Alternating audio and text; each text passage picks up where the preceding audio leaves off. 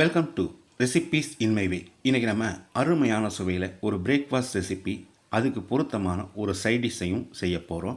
பிரேக்ஃபாஸ்ட்டுக்கு மட்டும் இல்லை, லஞ்சு டின்னரு மூணுக்கும் பொருத்தமான இதை எப்படி செய்கிறது, இதுக்கு தேவையான பொருட்கள் என்ன பார்க்கலாம் வாங்க. 150 கிராம் அளவுக்கு காலிஃப்ளவரை சின்ன சின்ன துண்டுகளாக நறுக்கி 1 கப் தண்ணியில் போட்டு 10 நிமிஷம் வேக வச்சு எடுத்துருக்கேன். இந்த காலிஃப்ளவர் எடுத்து ஒரு பிளேட்டில் போட்டு நல்லா ஆற வச்சிடலாம்.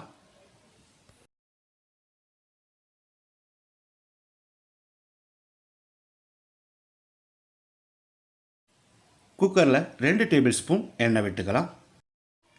2 துண்டு பட்டை, 4 கிராம்பு, 2 ஏலக்காய், மீடியம் சைஸில் 3 பெரிய வெங்காயம் பொடியாக நறுக்கினது,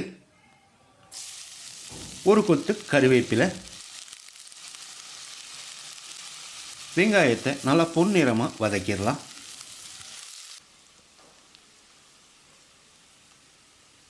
வெங்காயம் நல்லா வதங்கிருச்சு. 2 தக்காளி பொடியாக நறுக்கியிருக்கேன், இதை போட்டு வதக்கிடலாம். தக்காளியோட அளவு 200 கிராம்.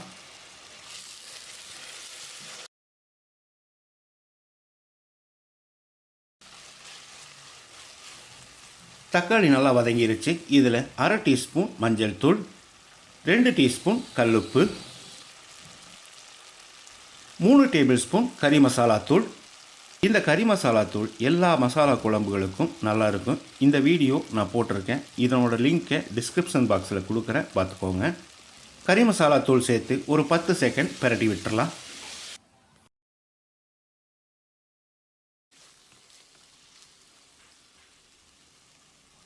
இப்போ இதில் 1/2 லிட்டர் அளவுக்கு தண்ணி சேர்த்துக்கலாம்.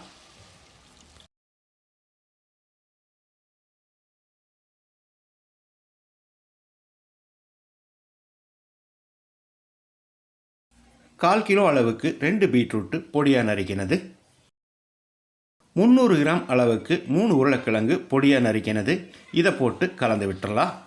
பீட்ரூட் இனிப்பாக இருக்கிறதால நிறைய பேருக்கு இந்த பீட்ரூட்டே பிடிக்காது. இந்த முறையில் செஞ்சு பாருங்கள், பீட்ரூட்டோட இனிப்பே தெரியாத அளவுக்கு இருக்கும். மிக்ஸி ஜாரில் 1/2 கப் அளவு துருவின தேங்காய், 1 டீஸ்பூன் சோம்பு, 2 டேபிள் ஸ்பூன் பொட்டுக்கடலை. பொட்டுக்கடலைக்கு பதிலாக முந்திரி சேர்க்கிறதா இருந்தால் சேர்த்துக்கோங்க. கொஞ்சமாக தண்ணி சேர்த்து நைஸாக அரைக்காமல் கொஞ்சம் மீடியமாக அரைச்சி எடுத்து வச்சுருக்கேன். இதை குக்கரில் ஊற்றிடலாம்.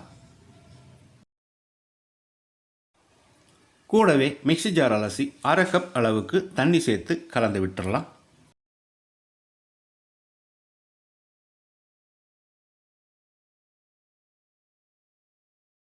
இப்போ குக்கரை மூடி மிதமான தீயில 3 விசில் விட்டு எடுத்துக்கலாம்.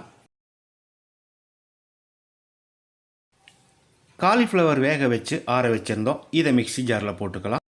தண்ணி சேர்க்காம பேஸ்ட்டாக அரைச்சி எடுத்து வச்சுருக்கேன். இந்த அளவுக்கு ஸ்மூத்தாக அரைக்கணும். நம்ம அரைச்ச பேஸ்ட்டை ஒரு பவுலில் போட்டுக்கலாம். 1 டீஸ்பூன் உப்பு,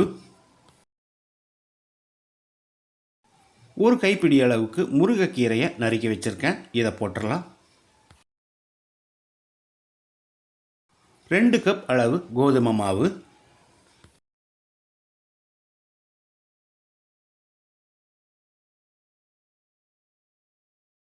2 டீஸ்பூன் எண்ணெய் விட்டு இதை பிசைஞ்சிடலாம். தண்ணி சேர்க்க தேவையில்லை, நம்ம அரைச்ச காலிஃப்ளவர் பேஸ்ட்டே சரியாக இருக்கும். தேவைப்பட்டால் கொஞ்சமாக சேர்த்துக்கோங்க. நல்லா பிசைஞ்ச பிறகு மேலே எண்ணெய் தடவி விட்டு ஒரு 1/2 மணி நேரம் மூடி வச்சிடலாம்.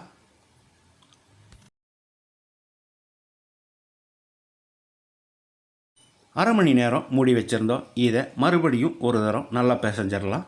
அப்போ தான் சப்பாத்தி மிருதுவாக இருக்கும். காலிஃப்ளவர் அரைச்சி சேர்த்த சப்பாத்தி எப்படி இருக்குமோன்னு நினைக்க வேண்டாம். நம்ம வழக்கமாக சாப்பிட்ற சப்பாத்தியை விட இது ரொம்ப மிருதுவாக இருக்குது. கிட்டத்தட்ட தோசையை பிச்சு சாப்பிட்ற மாதிரி இருக்கும். இந்த மாதிரி சின்ன சின்ன உருண்டைகளாக நான் பிடிச்சி வச்சுருக்கேன். சப்பாத்திகளில் கொஞ்சமாக மாவு தூவி நம்ம தேய்ச்சி எடுத்துக்கலாம். இந்த சப்பாத்தியை ரொம்ப லேசாக தேய்க்க வேண்டாம், ஒரு மீடியமான அளவில் மட்டும் தேய்ச்சா போதும். முருங்கைக்கீரை சேர்த்துருக்கிறதால நல்லா ரவுண்டாக தேய்க்க முடியாது, ஒரு அளவுக்கு தான் தேய்க்க முடியும்.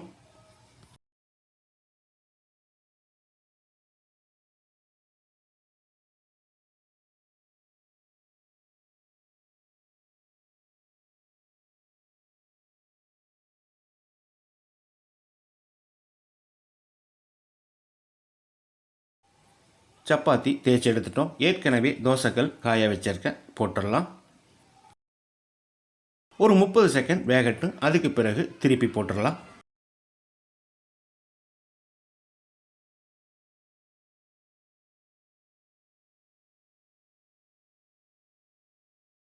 ரெண்டு பக்கமும் 30 செகண்ட் வெந்த பிறகு தேவையான அளவுக்கு எண்ணெயோ அல்லது நெய்யோ சேர்த்து தடவி விட்டுருங்க.